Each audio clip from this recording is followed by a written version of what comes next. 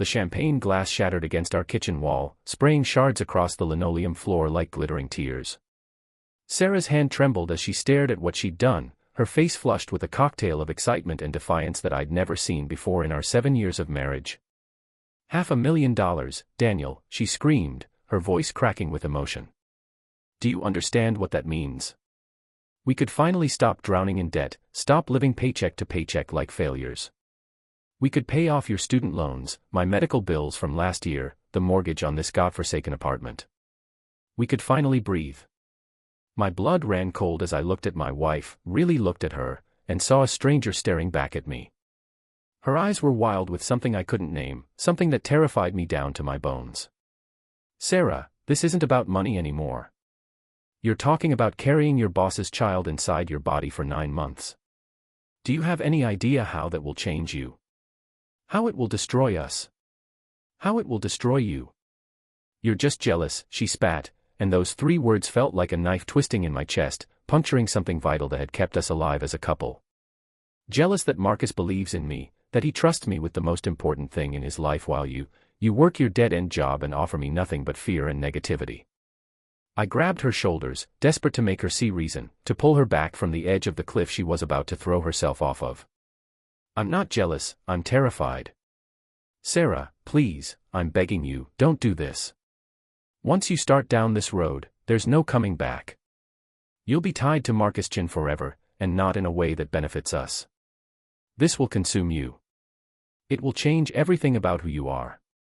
She pulled away from me violently, her eyes cold and distant, like she was already somewhere else, somewhere I couldn't reach. The contracts are already signed. The first IVF appointment is next week. It's done, Daniel. With or without your support, it's done.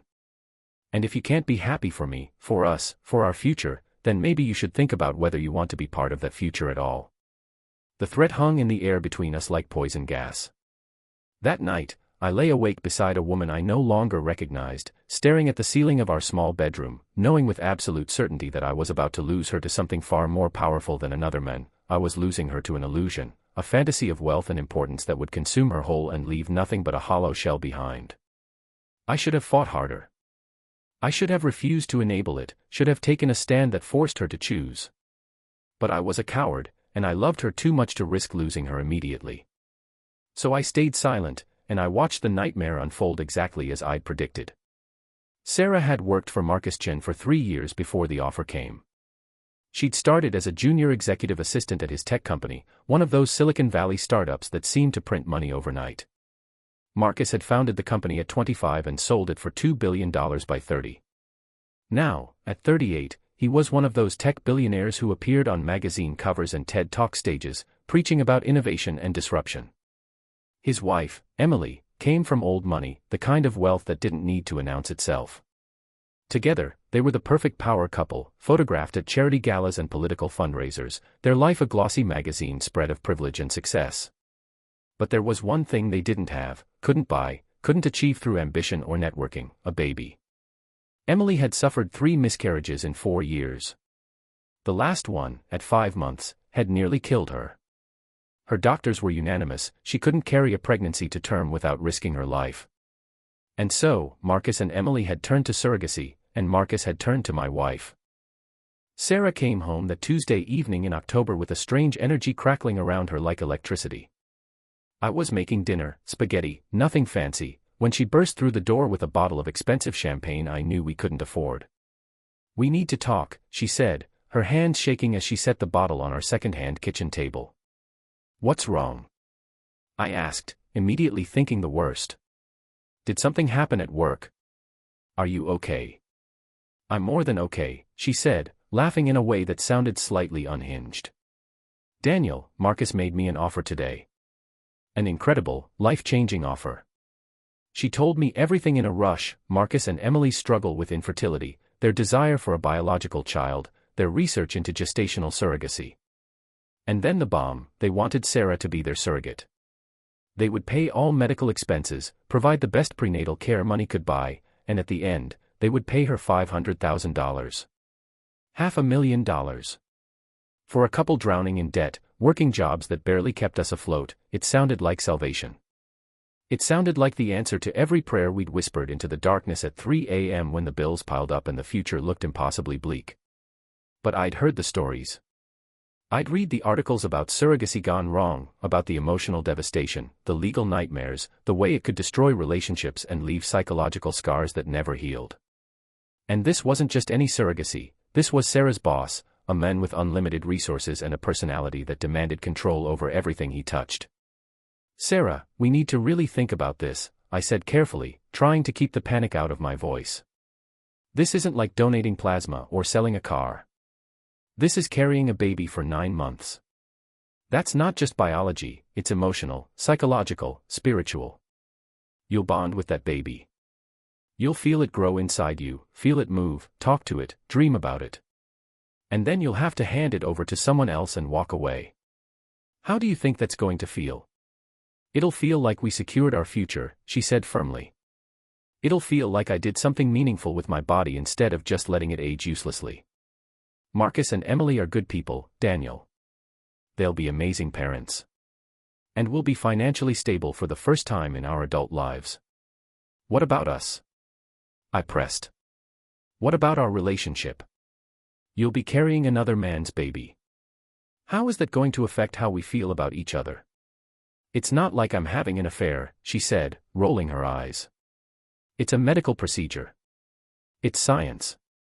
I won't even be having sex with Marcus, it's all done in a lab." "You're being irrational." But I wasn't being irrational. I was seeing the future with terrible clarity, and it terrified me. "Please," I begged her that night, holding her hands across our kitchen table. "Please don't do this. We'll find another way. I'll get a second job. You can look for a higher paying position somewhere else. We'll sell the car if we have to. Just please, please don't do this." She pulled her hands away from mine.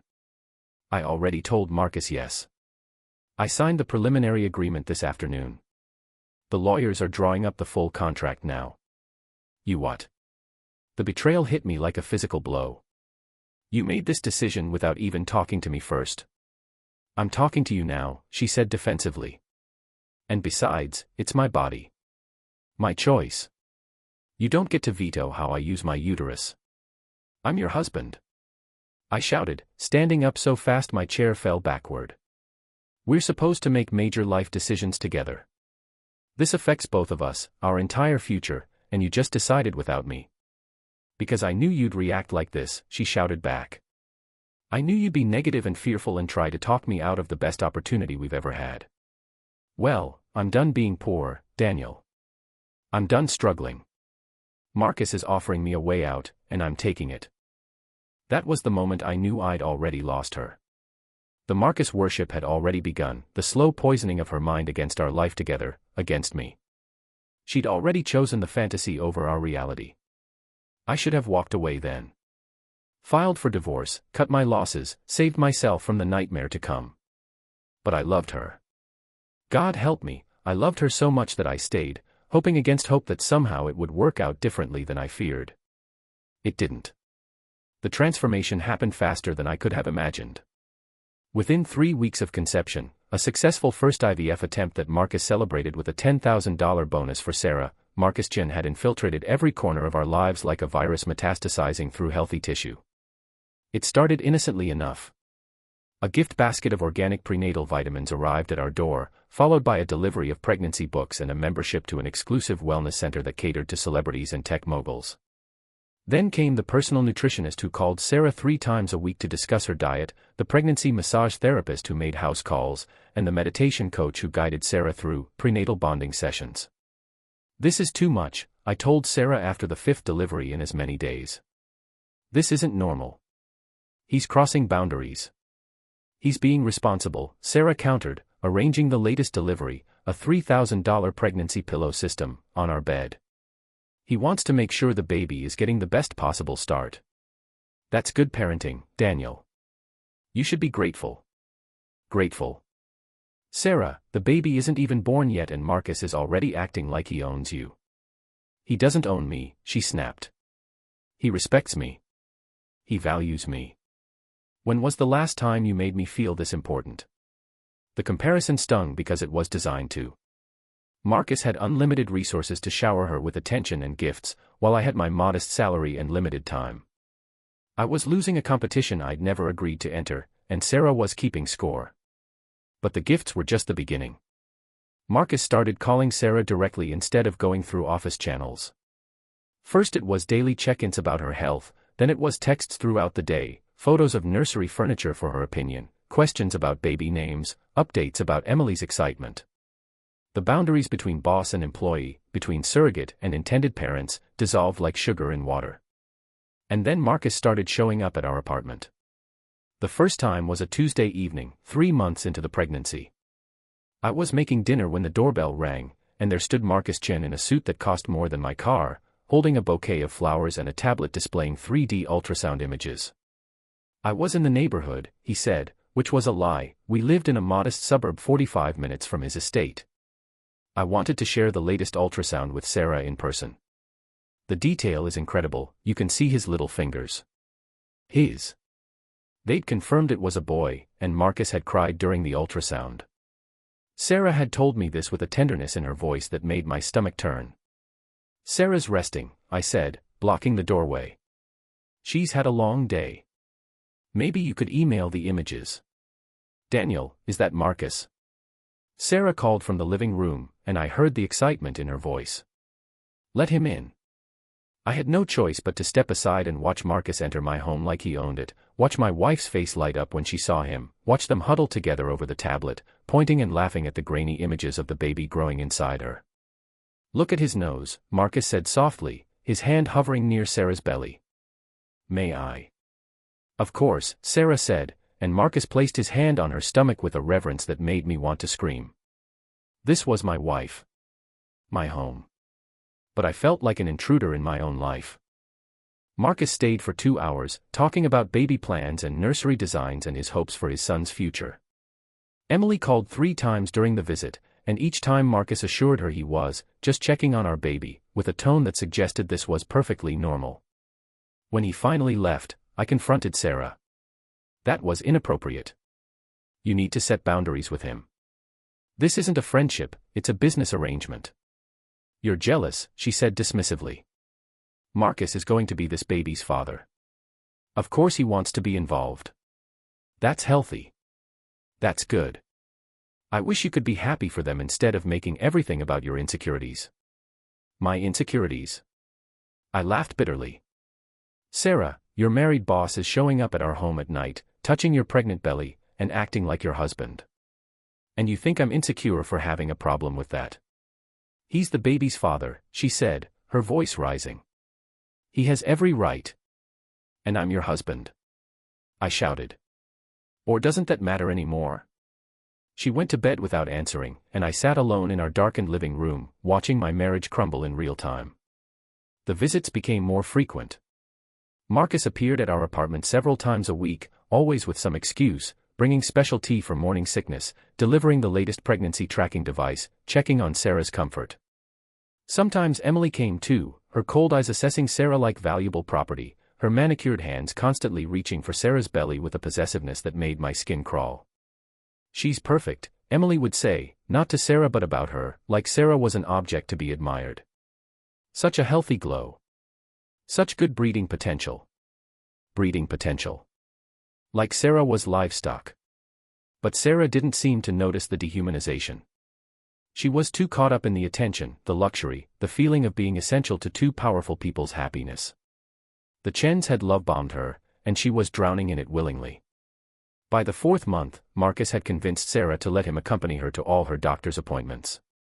It's important for fathers to be involved, he said, and somehow I, the actual husband, was relegated to staying home while the boss took my wife to her obstetric visits. You don't even want to go, Sarah said when I protested. You said pregnancy stuff makes you uncomfortable. I said needles make me uncomfortable, I corrected. That doesn't mean I don't want to be there for you. Well, Marcus wants to be there, and he's the father, so he takes priority, she said matter-of-factly, and I realized she'd started ranking us.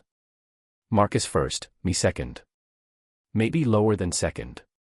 I came home from work one evening to find Marcus's car in our parking lot again. But this time, when I entered our apartment, the scene that greeted me made my blood boil. Sarah was lying on our couch, her head in Emily's lap while Emily stroked her hair. Marcus sat on the floor beside them, his hands cradling Sarah's belly, talking softly to the baby about baseball and science and all the things he wanted to teach his son. "What the hell is this?" I demanded.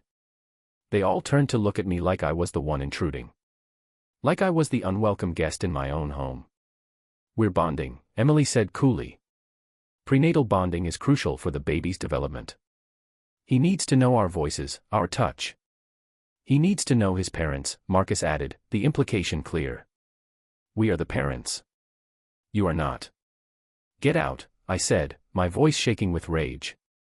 "Both of you. Now." "Daniel," Sarah started, sitting up. "No," I said firmly. "This ends now. They can be involved in appropriate ways, but this is not appropriate. They don't get to come into our home and act like you're their wife. You're my wife. That needs to mean something." Marcus stood slowly, his face unreadable. "Sarah, are you comfortable with us leaving?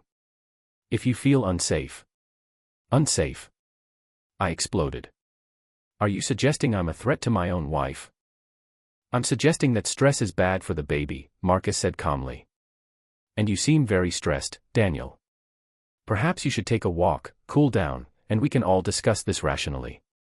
The audacity of this man telling me to leave my own home, to cool down while he stayed with my wife, made me see red. I stepped forward, fists clenched, and Marcus's expression didn't change, but I saw it in his eyes. He wanted me to hit him.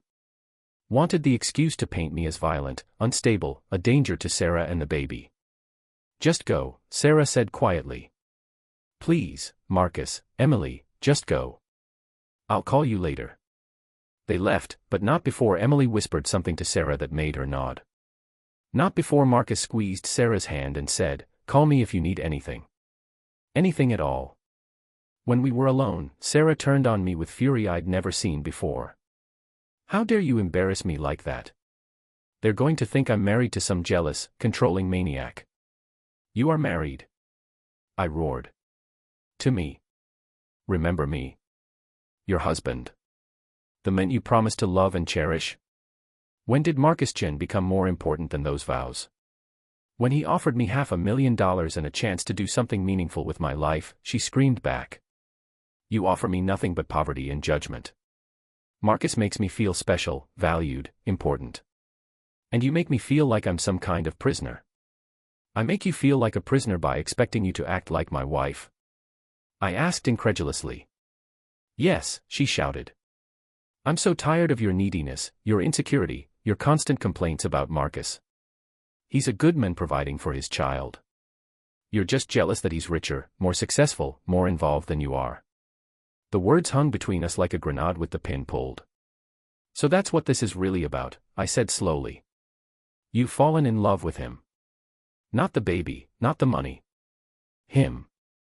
"I'm not in love with him," she said, but she wouldn't meet my eyes. "I'm in love with the way he treats me. Like I matter. Like I'm more than just someone to split rent with." That night, she slept in the spare room. And I lay awake in our bed, smelling her shampoo on her pillow, knowing that I was losing her to something I couldn't fight, the seductive power of wealth, attention, and the illusion that being essential to rich people's happiness was better than being loved by an ordinary man. By the beginning of the second trimester, Sarah had stopped pretending our marriage mattered. She spent more time at the Chen estate than our apartment, bonding sessions, with Emily, wellness consultations, with Marcus's personal physician, prenatal meditation, in their spa that overlooked the Pacific Ocean, nutritional planning, with their private chef who prepared special meals designed for optimal fetal development.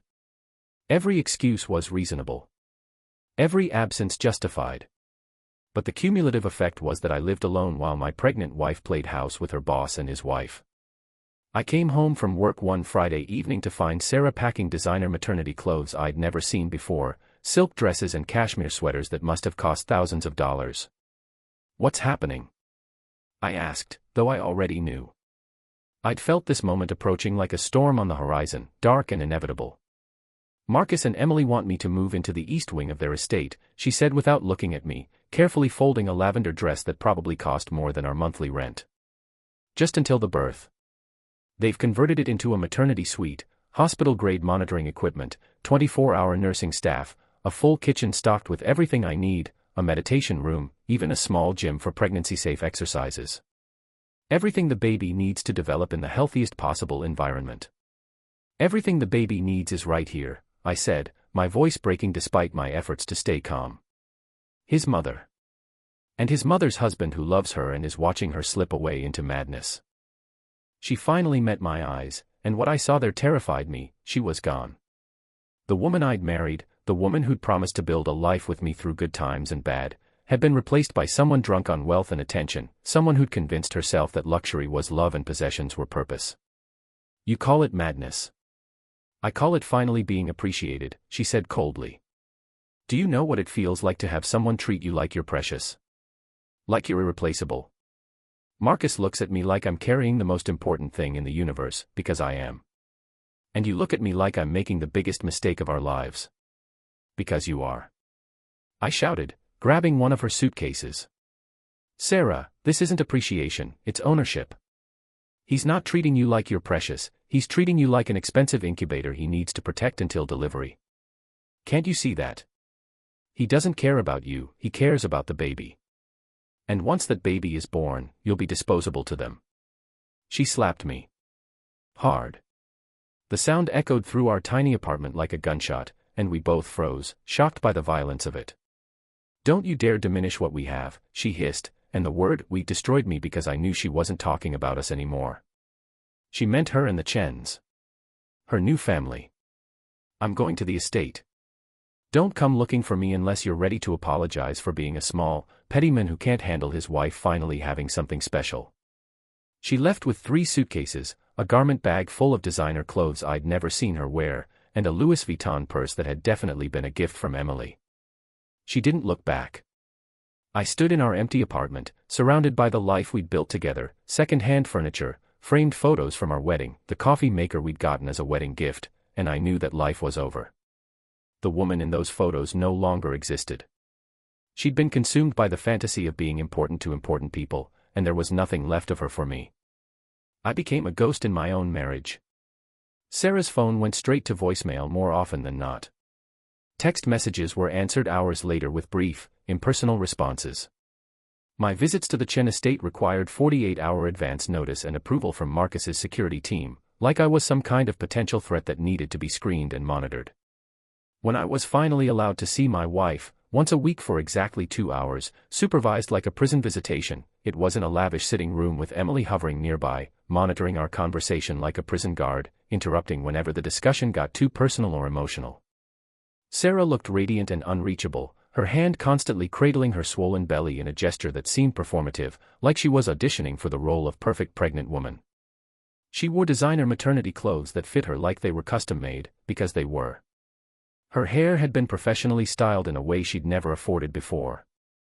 Her skin glowed with the kind of health that unlimited money could buy, the best lotions, the best supplements, the best care. She looked like she belonged in their world of marble floors and original artwork and staff who anticipated your needs before you knew you had them. She didn't look like she belonged in our world of IKEA furniture and student loan debt and deciding between cable and groceries. You look good, I said awkwardly during one visit, not knowing how to talk to this stranger who wore my wife's face. I feel amazing, she replied, her voice dreamy and distant. The baby's so active now. Marcus thinks he's going to be a soccer player, he kicks constantly, especially at night. Last Tuesday, he kicked so hard that Marcus felt it through my pajamas. He cried, Daniel. He was so moved by feeling his son move. Marcus thinks. Marcus felt. Marcus cried. Every sentence was about Marcus now, her world revolving around him like a planet around the sun. Do you ever think about me? I asked quietly. About us. About our life. Emily shifted in her chair, a clear warning that I was venturing into forbidden territory. Of course I do, Sarah said, but there was no conviction in her voice. But right now, I need to focus on keeping the baby healthy. That's my job. That's what I'm being paid for. Being paid for. She'd reduced herself to a contractor, a service provider, and seemed to think that absolved her of being a wife. Sarah, I need you to hear me, I said, leaning forward desperately, ignoring Emily's sharp intake of breath. This isn't normal. What they're doing to you, isolating you from everyone, controlling every aspect of your life, it's not right. You're not their family, you're their employee. Their surrogate. Once the baby comes, they're going to cut you off completely, and you'll be devastated. Please come home. We can still walk away from this. Walk away.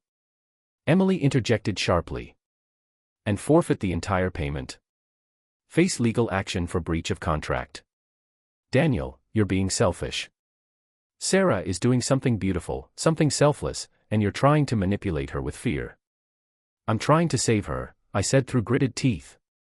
From what? Emily asked, her voice dripping with condescension. From being well cared for. From being valued. From being compensated generously for her sacrifice.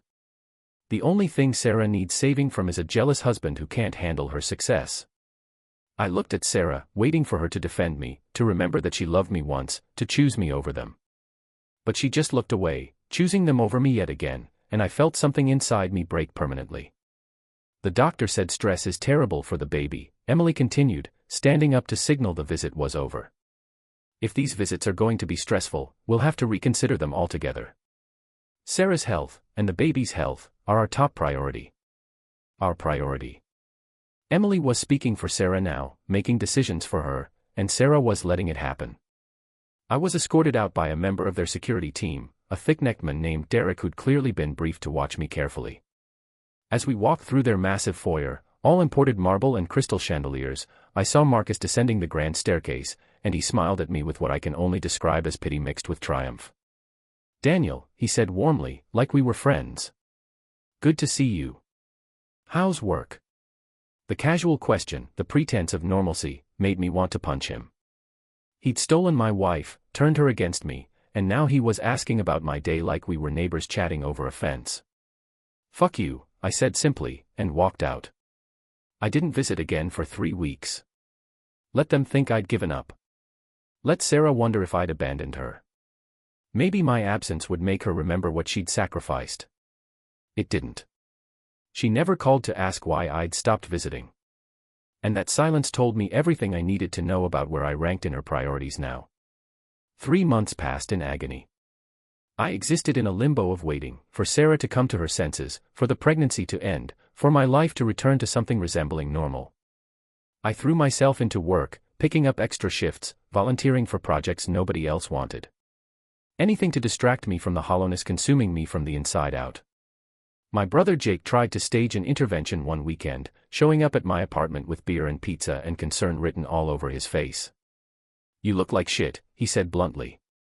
When's the last time you ate a real meal? Slept through the night. I'm fine, I lied. You're not fine. Your wife is living with another man. She's living with her employers, I corrected. She's being paid to carry their baby. Daniel, listen to yourself. She left you to play house with a billionaire and his wife. This is insane. You need to file for divorce, cut your losses, move on. I can't, I said, and hearing myself say it out loud made me realize how pathetic I'd become. I love her. And she's still my wife. Once the baby comes, once this is over, maybe she'll remember who she really is. And if she doesn't? Jake asked gently. I didn't have an answer for that. But Jake was wrong about one thing, Sarah wasn't playing house with the Chens. She was being absorbed by them, her identity dissolving into theirs, until she became an extension of their will rather than a person in her own right. I learned this from Sarah's friend Monica, who worked in the same building as Marcus's company. She called me one evening, her voice tight with concern. Daniel, I'm worried about Sarah, she said. I tried to visit her at the estate last week, and security wouldn't let me in. They said Sarah's visitors need pre-approval from Mr. and Mrs. Chen, and I'm not on the approved list. I called Sarah's phone, and Emily answered. She said Sarah was resting and couldn't be disturbed, and that all communication should go through her from now on. My blood ran cold. Emily answered Sarah's phone. Yes. And when I pushed back, said I was Sarah's friend and had a right to speak with her, Emily said, and I'm quoting here, Sarah's only responsibility right now is to our baby. Personal relationships are a distraction she doesn't need. They'd cut her off from everyone. Family, friends, me. Sarah was completely isolated in that estate, surrounded only by people on the Chen payroll, hearing only what Marcus and Emily wanted her to hear. "I'm going over there," I said, grabbing my keys. "Daniel, they have security." "I don't care. She's still my wife." I drove to the estate like a man possessed, parked outside the massive iron gates, and pressed the intercom button repeatedly until someone answered. "Can I help you?" a bored voice asked. "I'm Daniel Rivera. I'm here to see my wife, Sarah Rivera." A long pause. 1 moment. 10 minutes passed. Then 20. I pressed the button again. "Sir, I'm sorry, but Mrs. Chen has informed us that Sarah is not receiving visitors today. She's not feeling well and needs rest." "Then let me speak to Sarah directly," I demanded. "Put her on the intercom." "That's not possible, sir. It's not possible for me to speak to my own wife." "Sir, if you don't leave the premises, we'll have to call the police for trespassing." I slammed my hand against the intercom in frustration, then sat in my car for 3 hours, watching the gates, hoping to see Sarah. Maybe she'd come outside, take a walk in the gardens I could see through the bars. Maybe she'd remember I existed. She never appeared. But as the sun set, Marcus's car pulled up to the gates, and they swung open automatically. He saw me sitting there and stopped his car, rolling down his window. "Daniel," he said, his voice carefully neutral. "This isn't healthy. Sarah is fine. She's well cared for. But your obsessive behavior is concerning." "My obsessive behavior?" I laughed bitterly. "You've kidnapped my wife, isolated her from everyone she knows, and I'm the one with a problem."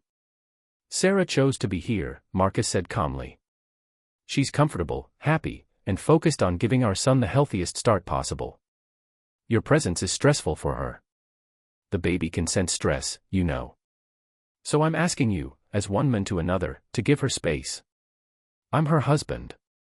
And I'm the father of the child she's carrying, which gives me certain rights regarding her health and well-being during this pregnancy," Marcus countered. "The contract is very clear on this point. During the pregnancy, decisions about Sarah's care and environment are made jointly by Sarah and the intended parents. And Sarah has chosen to limit her contact with you. I'm just enforcing her wishes." "You're a liar," I spat. "She wouldn't choose this." "Wouldn't she?" Marcus smiled slightly. "Daniel, I say this without malice, Sarah is happy here. Happier than she's been in years, according to her. She has everything she needs, everything she wants. She's told us about the financial struggles, the arguments, the stress of your marriage. Here, she has none of that. She has peace, luxury, and purpose. Why would she want to go back to the life you're offering?" The words hit like physical blows because they were designed to, and because part of me feared they were true. "When she's alone, when you're not in her ear poisoning her against me, she remembers who she is," I said, but I heard the desperation in my own voice. "We'll see," Marcus said pleasantly. "After the birth, when the contract is fulfilled and she's free to make her own choices, we'll see where she chooses to go. My money's not on your apartment." He drove through the gates, and they clanged shut behind him, and I sat there until a security guard knocked on my window and threatened to call the police if I didn't leave immediately. I drove home and trashed my apartment, flipping furniture, punching walls, screaming until my throat was raw. When the rage finally burned out, I collapsed on the floor surrounded by destruction and cried for the first time since Sarah had left. I was losing her. No, I'd already lost her. I just hadn't accepted it yet. 2 months later, 7 months into Sarah's pregnancy, I'd settled into a numb routine of work, sleep, and counting down the days until this nightmare would end. Sarah had been granted permission to call me once a week, 15-minute conversations that felt stilted and supervised, full of superficial updates about her health and carefully neutral comments about how well everything was going. She never said she missed me. Never said she wanted to come home. Never said anything that suggested she remembered we'd once loved each other enough to promise forever. And then, at 2:47 a.m. on a Tuesday in late March, my phone exploded with calls. Marcus. Emily. The estate's head of security. All within seconds of each other, the sound jolting me from fitful sleep into panicked wakefulness. My hands shook as I answered Marcus's call, my heart hammering. "Daniel, Sarah's in labor," he said, his voice tight with barely controlled chaos and unmistakable excitement. "It's happening fast, her water broke 20 minutes ago and contractions are already 3 minutes apart. We're at Cedars-Sinai. 8th floor, private wing. If you want to be here, you need to come now." I was in my car before he finished speaking, flying down empty highways at speeds that should have killed me, running red lights, my mind blank with a terror I couldn't name. My wife was having a baby, not our baby, but still, my wife, and despite everything, despite the months of hell and isolation and knowing I'd been replaced, I needed to be there. The hospital's private wing looked more like a 5-star hotel than a medical facility, hushed lighting, expensive artwork on the walls, thick carpets that absorbed sound. Security stopped me at the elevator, a large man in a black suit with an earpiece and a tablet showing a list of approved visitors. "I'm Daniel Rivera, Sarah Rivera's husband," I said frantically. "She's in labor." "Mr. Rivera," the guard said, his voice apologetic but absolutely firm. "I have explicit instructions. Only the biological parents and approved medical staff are allowed in the delivery room." The words didn't make sense for a moment. "I'm her husband." "Her husband? You can't keep me from my wife." "Sir, the birthing plan was approved by all parties, including Mrs. Rivera. You're not on the list." "That's insane," I shouted, drawing stares from the night staff. "She's my wife. That's my wife in there." "Sir, I understand your frustration, but I have my orders. If you'd like to wait in the family lounge." I tried to push past him. It was instinct, desperation, the primal need to get to Sarah overriding any rational thought. 2 more guards appeared instantly, their hands on my arms, pulling me back, restraining me like I was dangerous. "Let me go." I struggled against them, but they were professionals, trained for exactly this scenario. "Sarah. Sarah. Sir, if you don't calm down, we'll have to remove you from the premises," one guard said quietly. Through the secured doors down the hallway, I could hear it, Sarah screaming. Not in pain exactly, but in effort, in the primal agony of bringing life into the world. And I couldn't reach her. My wife was going through the most intense physical experience of her life, and I was being held back by security guards following orders from the men who'd stolen her from me. "Please," I begged, all pride abandoned. "Please let me see her. Just for a minute. Please." The guard's expression softened slightly. "Mr. Rivera, there's a waiting room down the hall. You can wait there. Someone will update you when the baby is born." They escorted me, firmly but not roughly, to a luxury suite that served as a family waiting room. Leather couches, a plasma TV, a coffee station with gourmet options, magazines fanned artfully on a glass table. It felt like a prison disguised as comfort. I paced for hours, my mind conjuring every terrible possibility. What if something went wrong? What if Sarah hemorrhaged or the baby went into distress? What if my wife died in that delivery room while I sat useless and isolated in this carefully decorated cage? At one point, a nurse came to update me. "Mrs. Rivera is doing well. Labor is progressing normally. The baby's heart rate is strong. Can I see her?" I asked desperately. "I'm sorry, no. The parents have requested privacy during the birth." The parents. Not Sarah and the intended parents. Just the parents, as if I didn't exist, as if my marriage was a legal technicality that could be ignored when inconvenient. Finally, at 6:23 a.m., after 4 hours of pacing and praying and bargaining with a God I wasn't sure I believed in, the door opened. But it wasn't a doctor or nurse. It was Marcus, holding a tiny bundle wrapped in blue, tears streaming down his face in an expression of such pure, overwhelming joy that it felt obscene given the circumstances. "He's perfect," Marcus whispered, not to me, but to the baby. "Absolutely perfect. 10 fingers, 10 toes. 8 pounds, 4 ounces. The most beautiful thing I've ever seen. My son. My beautiful, perfect son." He walked past me like I was furniture, completely consumed by fatherhood, lost in the moment of meeting his child for the first time. Part of me wanted to feel happy for him, this was what the whole nightmare had been for, after all. But mostly I just felt hollow. Emily followed seconds later, her face transformed by euphoria and something else, triumph. Victory. She'd won. She glanced at me, just once, and her smile was knife-sharp and cruel. "Thank you for your wife's service," she said, the word service dripping with condescension. "The final payment will be processed within 24 hours, as specified in the contract." Service. Like Sarah was hired help. Like the last 9 months of hell, the destruction of our marriage, the sacrifice of everything we'd built together, was just a business transaction that had concluded satisfactorily. I pushed past them into the hallway, desperate to find Sarah. A nurse tried to stop me, citing protocols and privacy, but I was beyond caring. I found her room, instinct guided me to it, some lingering connection between us that hadn't been completely severed. I burst through the door. Sarah lay in the hospital bed, her body exhausted and trembling, her skin pale and covered in a sheen of sweat. But it was her arms I noticed, completely empty. Devastatingly, unnaturally empty. She stared at the ceiling with hollow eyes, tears running silently down her face into her hair, her hands clutching at the blanket like she needed something to hold onto. "Sarah," I whispered, kneeling beside her bed. She finally looked at me, and what I saw in her eyes would haunt me for the rest of my life, absolute, soul-crushing regret mixed with a grief so profound it seemed impossible for one person to contain.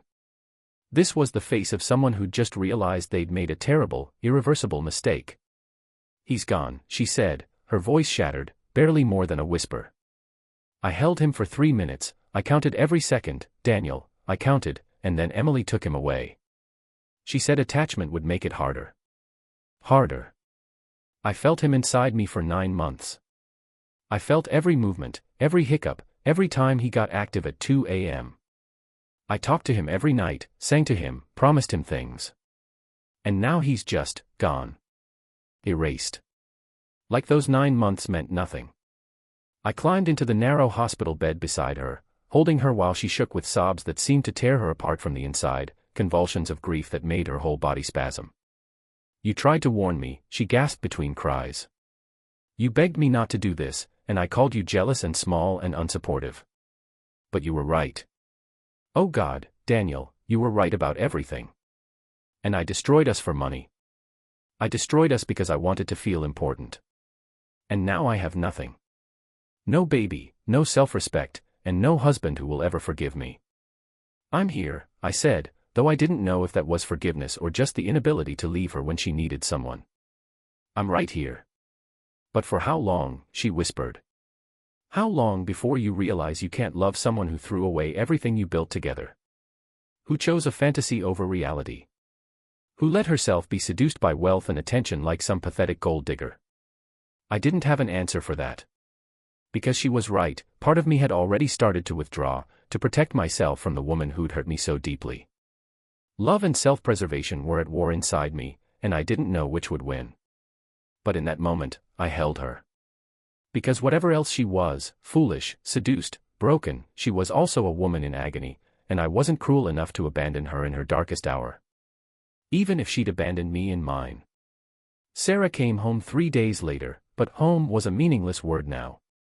The apartment that had once been our sanctuary felt like a museum of a dead relationship, photos of happier times mocking us from the walls, wedding gifts gathering dust, a spare room that remained pointedly empty because we'd never been able to afford the family we dreamed of building.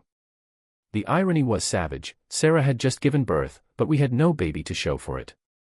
The money appeared in our account the morning after the birth, $500,000, just as promised, minus the taxes that made the real number closer to $320,000.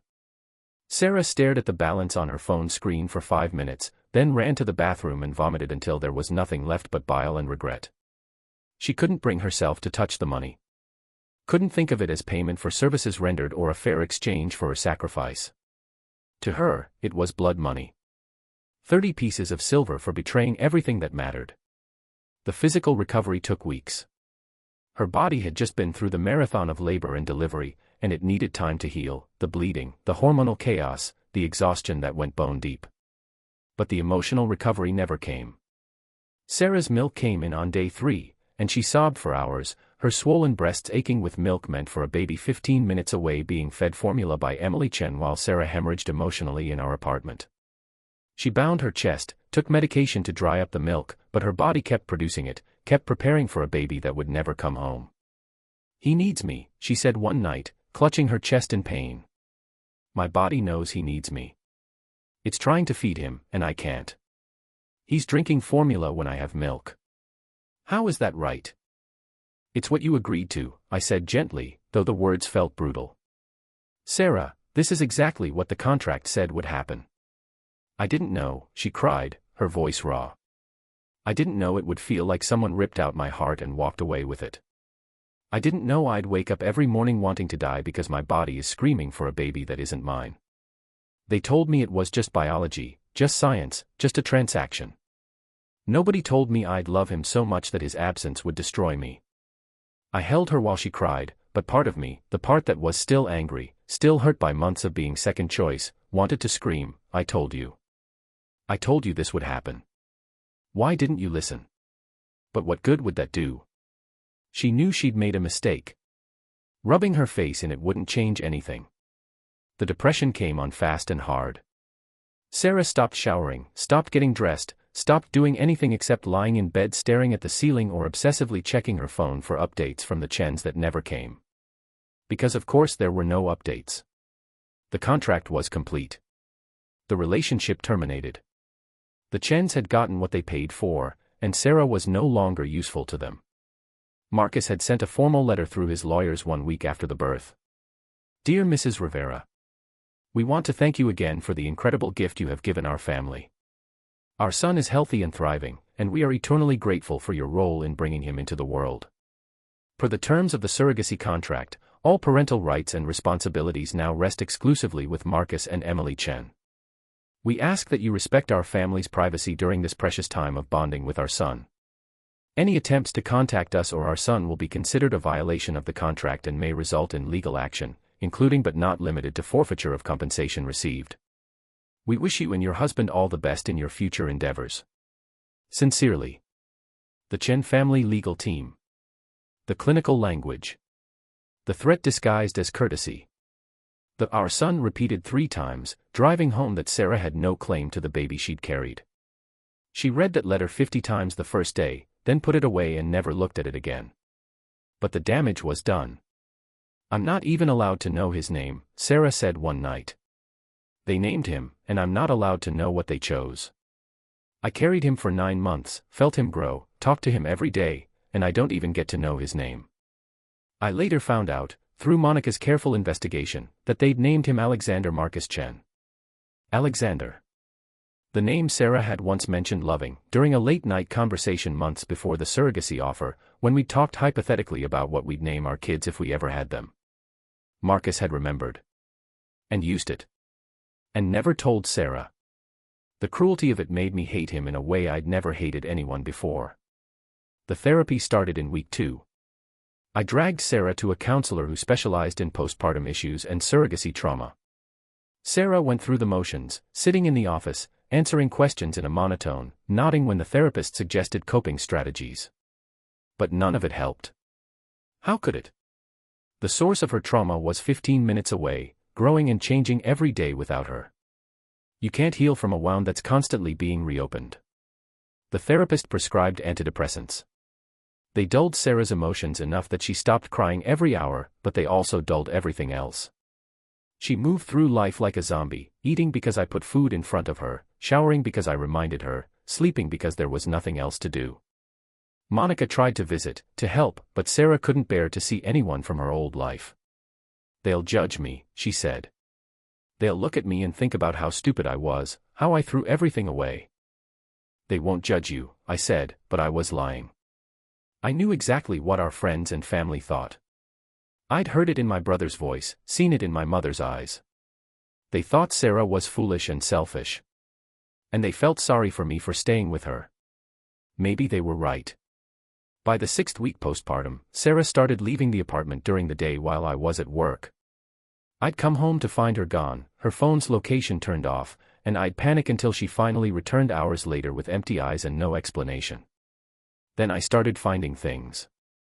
Printed photographs of the Chen estate from Google Maps. A notebook filled with Marcus and Emily's schedule, what time they left for work, when the nanny took walks with the baby, when the household staff changed shifts. She'd been conducting surveillance, piecing together their routines like a detective. "Sarah, what is this?" I demanded, holding up the notebook. "Nothing," she said, trying to take it from me. "This isn't nothing. This is stalking. This is exactly what they warned you not to do in the contract." "I just want to see him," she said, her voice breaking. "Just once. Just to know he's okay. I'm not going to approach them or cause problems. I just need to see him with my own eyes." "Sarah, you can't. The restraining order clause." "There's no restraining order yet," she interrupted. "That only kicks in if I violate the no-contact terms. If I just see him from a distance, in a public place, that's not illegal. I'm allowed to exist in the same city as their baby." The slip was telling. She couldn't stop thinking of him as hers. "This isn't healthy," I pleaded. "You need to let him go. Focus on healing, on us, on building our future." "What future?" she asked bitterly. "We have no future. You can barely stand to look at me. I destroyed our marriage for a baby I'll never see again. There is no future, Daniel. There's just this endless present where I wake up every day knowing my child is out there being raised by someone else."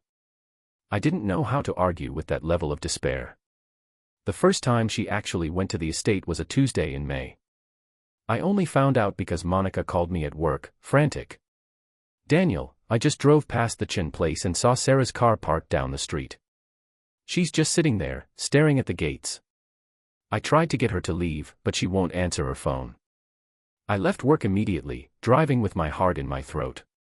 When I arrived, Sarah's car was exactly where Monica described, parked on the tree-lined street with a clear view of the estate's entrance. Sarah sat behind the wheel, binoculars in her lap, waiting. "Sarah," I said, opening the passenger door and sliding in. "You need to leave. Now." "I saw them," she whispered, tears streaming down her face. "The nanny brought him outside. He was in a stroller, this expensive designer thing, and she was walking him through the gardens. I could see him, Daniel. He's grown so much. He's beautiful. Sarah. He has my nose," she continued, as if I hadn't spoken. "And I think my chin. Marcus's eyes, definitely, but my face shape. He's part of me. 50% of his DNA is mine, and I'm not allowed within 1,000 feet of him." "You're violating the contract," I said urgently. "If they see you here, they can sue you for the entire $500,000 plus damages. They can get a restraining order. They can make this so much worse." "How could it possibly be worse?" she asked. "They already took everything." But she started the car and drove away, and I followed her home, and we didn't talk about it. She went back 3 days later. And 4 days after that. And then it became weekly, then twice a week, then nearly every day. An obsession that consumed her, this need to catch glimpses of the baby she'd given away. I tried to stop her. Tried hiding her car keys, tried reasoning with her, tried threatening to leave if she didn't stop. Nothing worked. She was like an addict, and Alexander was her drug. "I'm his mother," she said simply when I confronted her. "Biology doesn't lie. Half of him is me. I have a right to know he exists, to see him from a distance." "You signed away that right," I said bluntly. "You sold it for $500,000. And now you're risking what's left of your life, what's left of us, to stalk a child that legally isn't yours." "Then there is no us," she said quietly. "Because I can't stop. I've tried, Daniel. I've tried to move on, to forget, to focus on rebuilding. But every cell in my body is screaming that my baby needs me, and I can't ignore that. If you can't understand that, then maybe you should leave." She was giving me permission. Maybe even asking me to go. And I was so tired of the drama, the obsession, the way our entire life revolved around a baby that wasn't ours. Tired of competing with a ghost for my wife's attention. But I didn't leave. Not yet.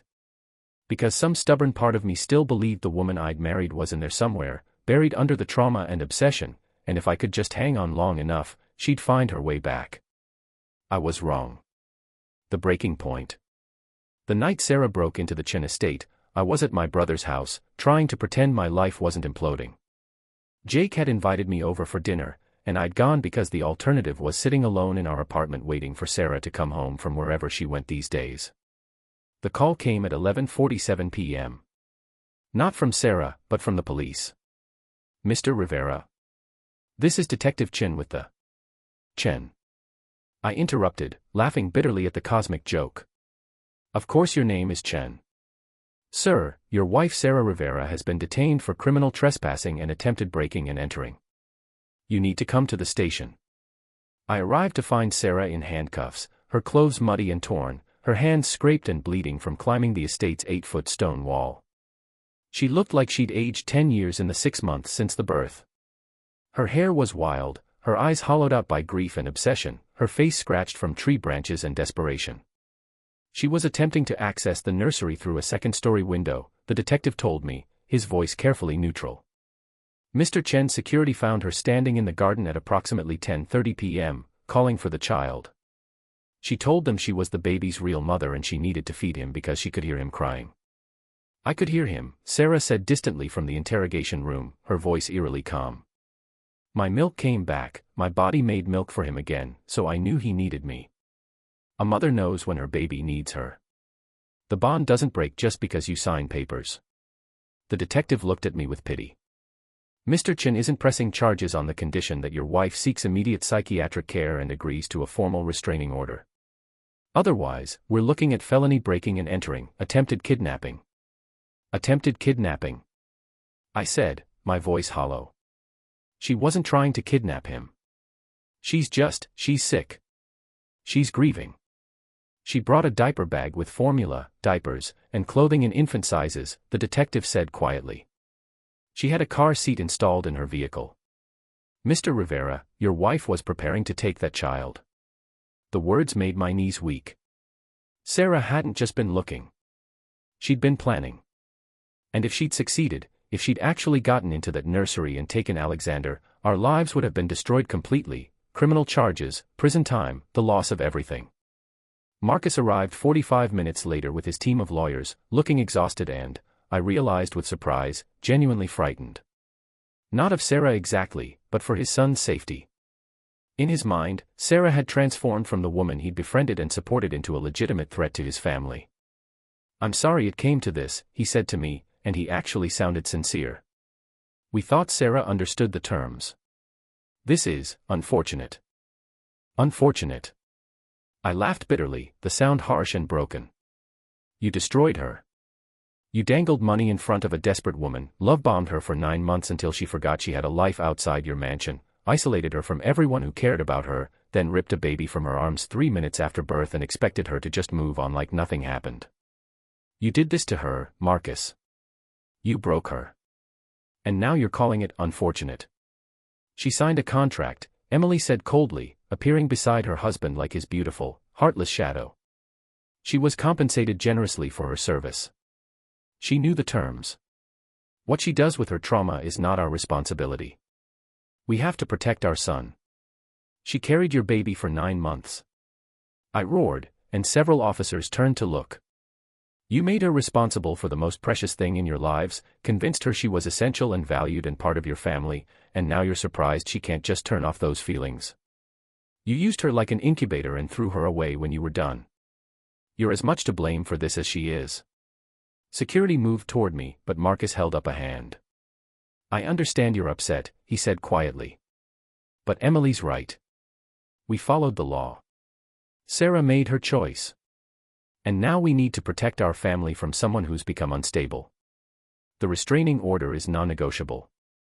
If Sarah comes within 1,000 feet of our home, our son, or us, she'll be arrested. That's the best I can offer." "The best you can offer?"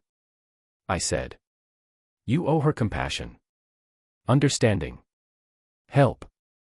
You created this situation." "We gave her $500,000, Emily snapped. "We gave her the best medical care, the best environment, the best of everything for 9 months. We don't owe her anything else. Especially not access to our child." They left, their expensive shoes clicking on the linoleum floor, returning to their mansion and their baby, Sarah's baby, while my wife sat in a holding cell, broken by the choice she'd made and the people who'd exploited her desperation. I was allowed to see Sarah before she was released. She sat on a bench in the cell, staring at nothing, her hands limp in her lap. I could hear him crying, she said softly. I know it sounds crazy, but I could hear him. And I knew that he needed me. That Emily wasn't feeding him right or holding him right or loving him right.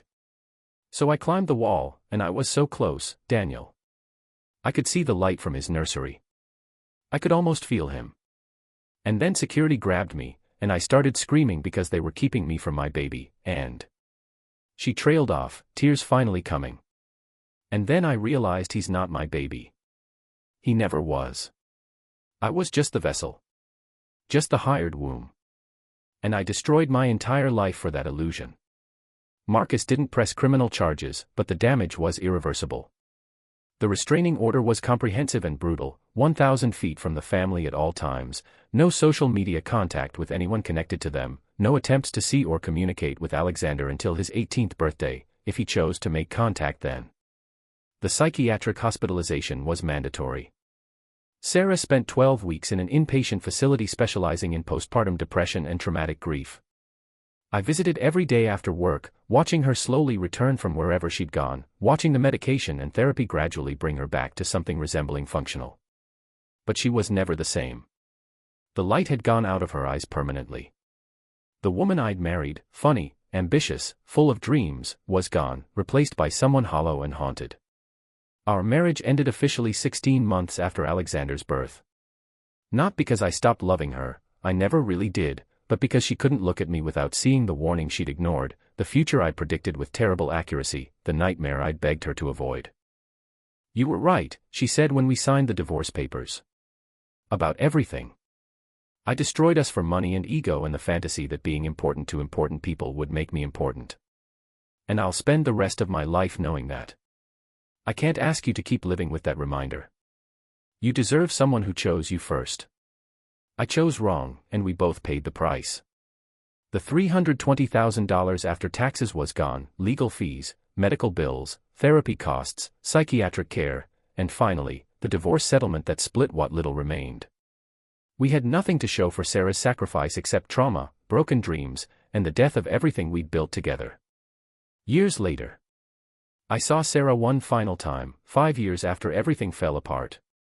She'd moved to Portland, started over with a new name, Sarah Mitchell instead of Sarah Rivera, and found work as an accountant at a mid-sized firm. She looked older but stable, like she'd finally made some kind of peace with the ghost that haunted her. We met at a coffee shop, neutral territory, and it was awkward and painful and necessary. I help counsel surrogates now, she told me, stirring her coffee without drinking it. Women considering it, especially workplace surrogacies. I tell them my story, all of it. The money, the seduction, the love bombing, the isolation, the aftermath.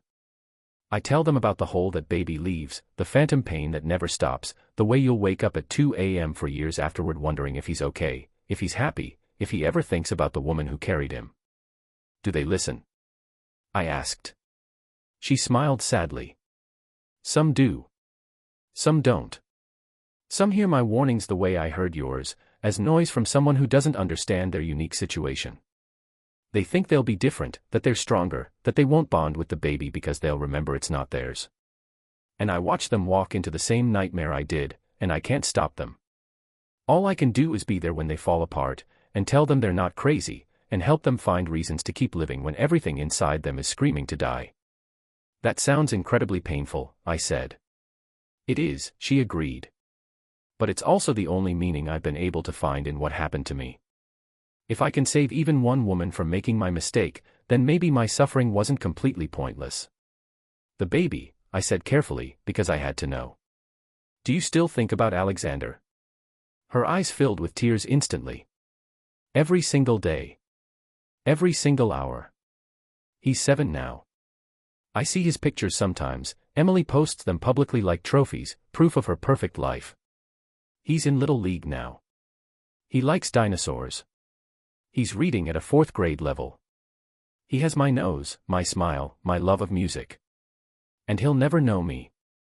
I signed away my right to be remembered by the person I loved most in this world. That's the price I paid for $320,000 and 9 months of feeling important. She pulled an envelope from her purse, thick, official-looking, forwarded through multiple addresses. The Chens lawyer sent this 8 months ago. They're moving to Singapore. Marcus took a position there running the Asia-Pacific division of some tech conglomerate. They wanted me to know so I wouldn't panic when I couldn't monitor them anymore. She laughed bitterly. Even now, even after everything, they assume I'm still obsessed. And the worst part is, they're right. I spent 3 years in therapy trying to let go, and I still check Emily's social media every day. I still imagine scenarios where Alexander finds me when he's 18 and wants to know his biological mother. I still dream about him calling me Mom just once. I'm still sick, Daniel. I'm just better at hiding it. Are you going to be okay? I asked. She was quiet for a long moment. No, she finally said, with brutal honesty. I'm never going to be okay. But I'm going to keep living anyway, keep helping other women avoid my mistakes, keep hoping that someday the pain will dull enough that I can remember the good parts of my life before I destroyed everything. What other choice do I have? We parted outside the coffee shop, hugging briefly, two people who'd once promised forever and ended up as strangers connected only by shared trauma. I watched her walk away, shoulders hunched against the Portland rain, and I felt the same thing I'd felt for 5 years, pity mixed with anger mixed with the fading embers of love that refused to completely die. I'm remarried now. To a wonderful woman named Lisa who knows everything about my past and loves me anyway. We have a daughter, Emma, who just turned 2. When Lisa was pregnant, every moment was joy-tinged with the memory of Sarah's nightmare. Every ultrasound, every kick, every milestone reminded me of what Sarah had gone through, except Lisa got to keep the baby at the end.